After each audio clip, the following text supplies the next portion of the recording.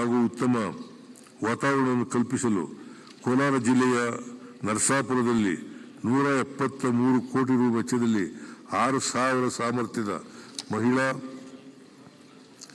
ವಸತಿ ನಿಲಯ ಹಾಗೂ ತುಮಕೂರು ಜಿಲ್ಲೆಯ ವಸಂತ ನರಸಾಪುರದ ಕೈಗಾರಿಕಾ ಪ್ರದೇಶದಲ್ಲಿ 20 ಕೋಟಿ ರು ವೆಚ್ಚದಲ್ಲಿ ಮಹಿಳಾ ವಸತಿ ನಿಲಯಗಳನ್ನು ನಿರ್ಮಿಸಲಾಗುವುದು.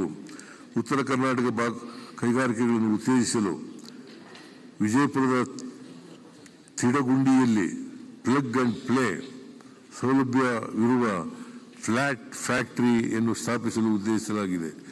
ಮಾಲಿನ್ಯವನ್ನು ನಿಯಂತ್ರಣ ಮಾಡುವ ನಿಟ್ಟಿನಲ್ಲಿ ಕೋಲಾರ ಜಿಲ್ಲೆಯ ಶಿವಾರಪಟ್ಟಣದ ಕೈಗಾರಿಕಾ ಪ್ರದೇಶದಲ್ಲಿ multi sector net zero sustainability industrial park ಅನ್ನು ಪಿಪಿಪಿ ಮಾದರಿಯಲ್ಲಿ ಸ್ಥಾಪಿಸಲು ಉದ್ದೇಶಿಸಲಾಗಿದೆ. ಚೆನ್ನೈ ಬೆಂಗಳೂರು ಇಂಡಸ್ಟ್ರಿಯಲ್ ಕಾರಿಡಾರ್ ಯೋಜನೆಯಡಿ ಅಭಿವೃದ್ಧಿಪಡಿಸುತ್ತಿರುವ ತುಮಕೂರು ಕೈಗಾರಿಕಾ ನೋಡ್ನಲ್ಲಿ ಜಪಾನೀಸ್ ಇಂಡಸ್ಟ್ರಿಯಲ್ ಪಾರ್ಕ್ ಸ್ಥಾಪಿಸಲಾಗುವುದು. ಜಪಾನ್ ದೇಶದ ಒಸಾಕಾ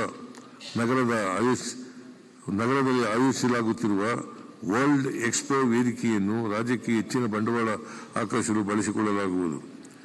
ಎಂಎಸ್ಎಂಇ ವಲಯಕ್ಕೆ ಪ್ರೋತ್ಸಾಹ ನೀಡಲು ಎಂಎಸ್ಸಿ ಕ್ಲಸ್ಟರ್ ಅಭಿವೃದ್ಧಿ ಯೋಜನೆಯಡಿ ಸಾಮಾನ್ಯ ಸೌಲಭ್ಯ ಕೇಂದ್ರಗಳನ್ನು ಸ್ಥಾಪಿಸಲಾಗುವುದು. ಇದುವರೆಗೆ 16 ಕ್ಲಸ್ಟರ್ಗಳನ್ನು ಸ್ಥಾಪಿಸಲಾಗಿದ್ದು ಸುಮಾರು 1,379 ಎಂಎಸ್ಎಂಇ ಘಟಕಗಳನ್ನು ಈ ಸಾಮಾನ್ಯ ಸೌಲಭ್ಯ ಕೇಂದ್ರಗಳ ಸೇವೆ ಬಳಸಿಕೊಳ್ಳುತ್ತಿದೆ.